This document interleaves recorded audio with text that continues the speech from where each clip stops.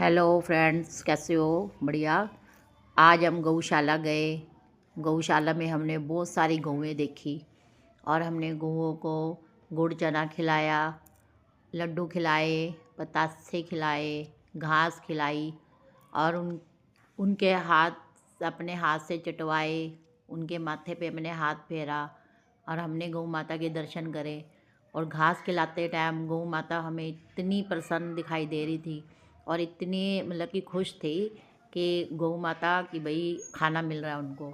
और हरी हरी घास खा के गौ माता तो खूब खुश हो रही थी और गुड़ चना खा के तो बहुत खुश हो रही थी। और मेरे हाथ देखो कैसे मेरे हाथ चाट रही है गौ माता। खूब मैंने अपने हाथ चटवाए गौ माता से और उन्होंने भी खूब मेरे हाथ चाटे और इतना अच्छा लग रहा था उनके चाटने से कि जैसे मेरे शरीर का कोई रोग ख़त्म हो रहा है।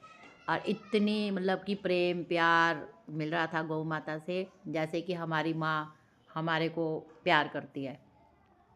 गौशाला में गए तो मन को थोड़ा सा तसल्ली मिली। शिवरात्रि के दिन और गौ माता की सेवा करी, नंदी महाराज को देखा और अपना दर्शन करे, हमने खूब एंजॉय करा गौशाला में। फिर उसके बाद हम आगे गए, धीरे धीरे हमने सारा घूमा फिरा, घास खिलाई और अच्छे से गौ माता की सेवा करी। फिर हमने थोड़ा सा रील वगैरह बनाई गौ माता के साथ घूम फिर कर। और हमने देखा कि कितनी सारी गौएँ हैं, कितने सारे लोग हैं गौ माता की सेवा करने आते हैं और इतना अच्छा लगता है। गौ माता भी खुश होती है कि भई हाँ, हमें भी कोई मिलने आया है, हमारे से भी कोई बात करने आया है। तो गौ माता भी एक इंसानी रूप ही है, बस थोड़ा सा उनका शरीर वो दे दिया। और सारे देवी देवता तो हमारी गौ माता के अंदर ही होते हैं और गौ माँ हमारी है।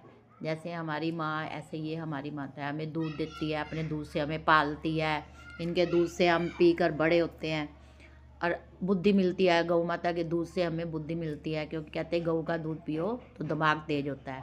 तो गौ माता का दूध पीने से दिमाग तेज होता है। गौ माता अगर हमारे शरीर को चाटती है तो हमारे शरीर के रोग दूर हो जाते हैं। इसीलिए अपने हाथों से गौ माता की जीभ पर लगाओ और अपने हाथों को चटाओ ताकि रोग दूर हो जाए। फिर उसके बाद हम बाहर गए, बाहर भिखारी बैठे थे।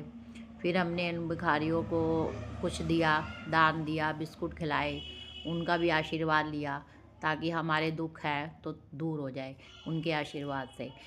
गरीब को देने से, दान देने से घटता नहीं है और बढ़ता है और उनकी आशीष मिलती है, उनकी दुआएं मिलती हैं। फिर उसके बाद हम गए, हमें भोलेनाथ की कावड़ मिली, कावड़ लेके जा रहे थे। खूब हमने एंजॉय करा। आज शिवरात्रि के दिन खूब मज़े करे हमने, खूब